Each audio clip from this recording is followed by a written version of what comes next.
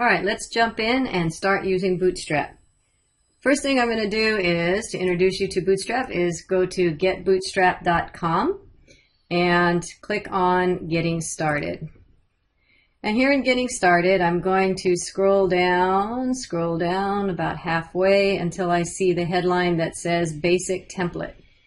And I'm going to copy this basic template, highlight the whole thing, Control-C, and copy it into my Notepad index.html page. And go ahead and save that. So this is just a basic HTML structure that also has the additional links to files that I need for Bootstrap. So this should look familiar, your head tags, your body tags, the obligatory hello world. And then here you'll start to see some comments that Bootstrap has put in that gives us the, for example, here's our link to a local CSS Bootstrap file, bootstrap.min.css. Remember, there's no difference between, as far as the browser is concerned, bootstrap.min.css and the bootstrap.css. The min is minified, so all the extra white spaces are taken out. It's made more compact. It's not readable to humans, so if you want to see the Bootstrap CSS file, you choose the one that doesn't have the .min in the middle. And then there's also some links to some JavaScript and jQuery files. This is out of the scope of this class as far as utilizing JavaScript. You don't have to know JavaScript in order to use Bootstrap. And the only reason why you would need those files if you're using some of the interactive components of Bootstrap, like if you're putting up a carousel that's moving across the screen, or maybe a drop-down menu or something like that. You do not have to know JavaScript in order to utilize that, but you do have to at least have these files linked on your index page. Okay, so let's address this. So you can either download the bootstrap.min.css file and put it into the local directory that you're working on, or in our case, what we're going to do is link to the CDN. And so I'm going to scroll back up to the top of the page. Scrolling, and here they have the ability for us to link to they give us a link to a CDN that we can use. I'm not going to copy all of this. You don't need all this in order for this to work. I'm just going to copy this top line that says link, rel style sheet, relationship equals style sheet. There's that bootstrap min.css, and I'm going to stop there, Control copy. So I'm just getting part of that. I'm going to highlight this min.css, bootstrap.min.css file, and then make sure at the end of this that I include my closing bracket. There we go. So now what I'm doing, instead of accessing a local file, I am accessing a CDN, a file that's available to me live on the internet, so I don't have to download the file. The only bad part about that is I have to have access to internet connection in order for this to be working. So I'm going to go ahead and click Save on that one. And at the moment, there really isn't anything exciting happening. I should just have, if I'm going to run this, I'm going to run it in Firefox, and I just have my hello world. Nothing exciting is happening yet. You can see already, though, that Bootstrap has, because I'm linking up to the Bootstrap, now I've got some default text that Bootstrap uses, so it's a little different than what we would have done if we hadn't used it. So we see it kicking in, but nothing exciting is happening yet. So let's do some more exploring. Now I'm going to click on this CSS tab, and I'm going to walk you through some of the basics, the beginning basics of Bootstrap. So Bootstrap relies on the fact that we're using HTML5 in our doc type, which we are. So we have to make sure that when we are using Bootstrap that our top line says doc type HTML, and that in our HTML tag we have this lang equals EN, language equals English. And if we look here in the template that we downloaded, that's all set up for us, so we're good to go there. Okay, Bootstrap is what's called mobile first, which means that Bootstrap takes care of all that responsive design for us. If we follow the rules, then we don't have to write all those meta queries that you were writing before, media queries that you were writing. But that being the case, we have to make sure that we have this line in our code, and that sets the initial viewport to the width of the device, and also does the initial scale to 1. So we have to make sure that's in our code, and sure enough, it's already set for us in our template, so we don't have to worry about that. It's already taken care of for us. Okay, we'll talk about this typography in a moment. Bootstrap utilizes Normalized CSS, something again we don't have to incorporate, but Normalized CSS is simply a file that will reset all of our margins and paddings and that kind of a thing. I think we were introduced to that in an earlier chapter. So again, we don't have to worry about it. Everything is going to be set to zeros for us, so that way we have a consistent web page throughout the different browsers. Okay, so containers. Bootstrap wants us to set up our code in containers, and we have this option where a class can be container or it can be container fluid. Let me show you what that means. So I'm going to go back into our template, and we're going to encapsulate all of our code that's on our screen into a div that has a class equals container, N-E-R, okay? Now I don't need to put the jQuery links in there. I'm just going to put all of the code that I'm writing, which is in the body tag, okay? And any code that I want to incorporate my Bootstrap. So my footer would be in there, just about everything that you want included as your Bootstrap. So the jQuery links can be, or the JavaScript links, both can be outside of the div, but all of our code is going to be encapsulated. It's going to be nested in this div class equals container. Well, what does that do?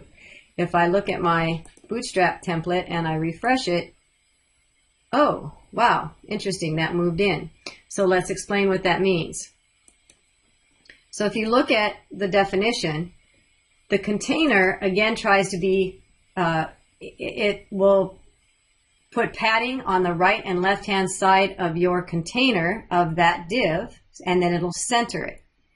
So I'm going to try and make that a little bit more visual by, let's just give this an inline style real quick so you can see it. Let's do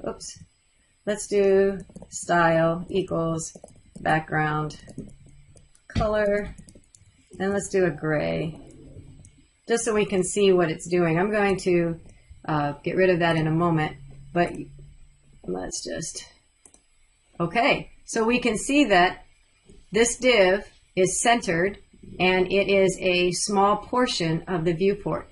It's a so if I make this viewport smaller, you can see it adjusting accordingly as far as it can go. Okay, so then what is container fluid? Well, let's see what happens if we put in container fluid. And I'll save that and refresh the screen. And container fluid takes up the width of the viewport. So you have to decide if you want your content to take up the width of the viewport, and then you'd put it as a class container fluid, or if you want it to just take up. A lot of websites nowadays are just taking up the middle part of your screen. Maybe on the outside they'll put a different color or something along those lines. But okay, so you can choose which of the two you'd prefer. Okay, so now we have all of our code set in a container. We'll talk about the grid system in the next video. I'm going to keep it simple, and then I think that's a little bit more complex, so we'll get to that in a moment. So let's talk about typography. Oh, and incidentally, there's this menu system on the right-hand side. So I was just on this overview, which is where I got that information. I wanted to skip over the typography and links, so I clicked on this. There's the Normalized CSS. We just walked through all of that. I want to skip the grid system for a moment, so I clicked on this typography. So this is a nice little menu to keep you, so you don't have to keep scrolling through the whole page, or you can scroll, whatever you want to do. Okay, so now what we're going to look at is Bootstrap's defaults. We can see that this is the H1 will default to this semi-bold 36 pixels, and then so on. So you can see the different settings. So you always have in this documentation examples of what it would look like, and then the code that you would write to make it look like that. So that's pretty straightforward. H1, that's not anything. The only Bootstrap specific to that is it changes the defaults to what it would look like if you used H1 without Bootstrap. So we've got some default fonts and sizes that are being set. Here is a way to add a secondary text. So here's a description of it. Here's what it'll look like. And here's the code you would use if you wanted to put some secondary. So if you wanted to just copy that into your code, that's pretty straightforward, making a heading. So I'm not going to go into that. I think that's pretty straightforward. Okay, so you can look through all of this. If they talk about less is outside the scope of this particular work. Less is a way to expand or extend CSS, and it's not something that we're going to be delving with in this particular class. But if you see it, that's what it's doing. So you can just kind of walk past that for now, unless you want to learn about that on your own, which would be great. So let's see, what else do we have here? Again, you can just walk through all of this, and I think it's pretty self-explanatory. So if you want the highlight, then you would give it this particular marking on both sides of the highlight, and you get the highlighting thing and so forth. So I think that's all pretty self-explanatory.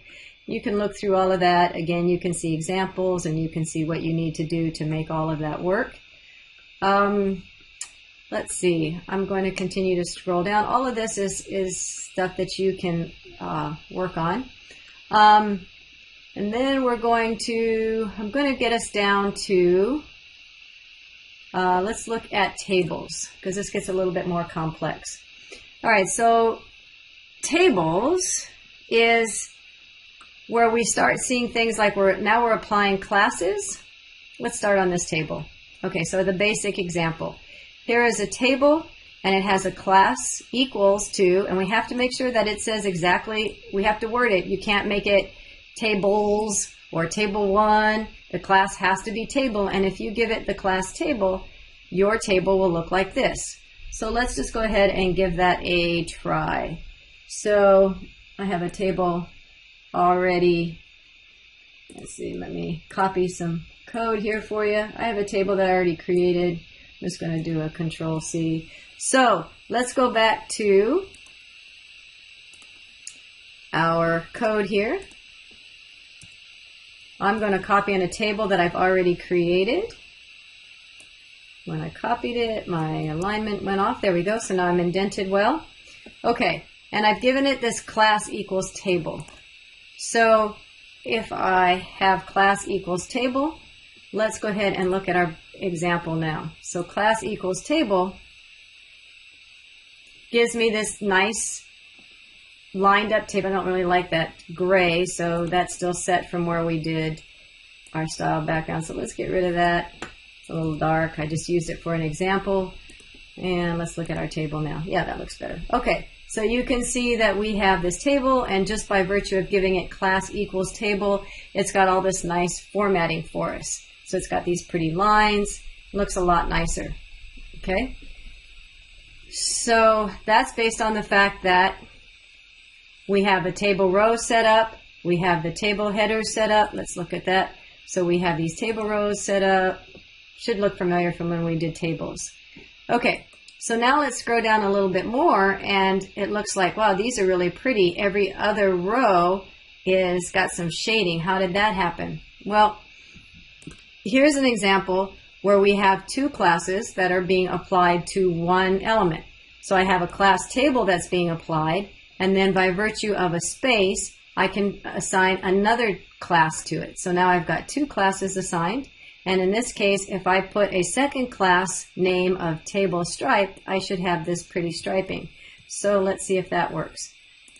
So there's my table, and then I'll add that table striped.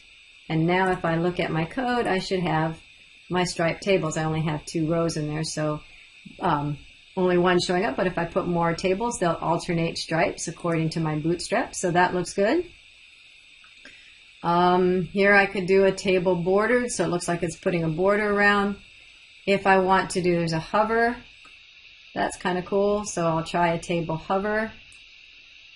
Let's see if we can apply 3 classes. Let's try a 3rd class and see how that works.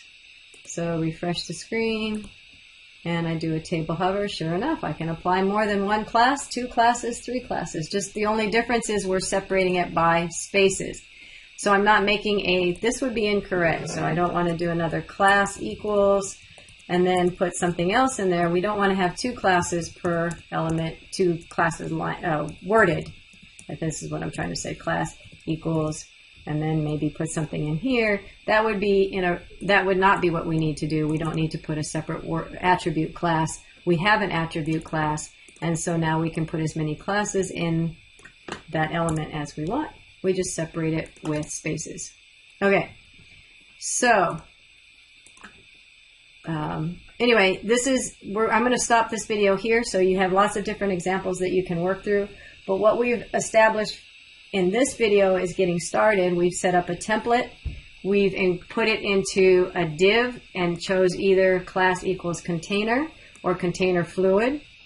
We're discovering that we can change the way things look just by applying a class to it, or maybe we have to assign 2 or 3 classes. We can assign more than one class to an element to make it look like the styling that we're interested in. We can use this documentation to see examples and then look at how those examples are supposed to be set up in our code. And we also looked at setting up a link to our CDN so that we don't have to download that file directly into our live server or into our local server.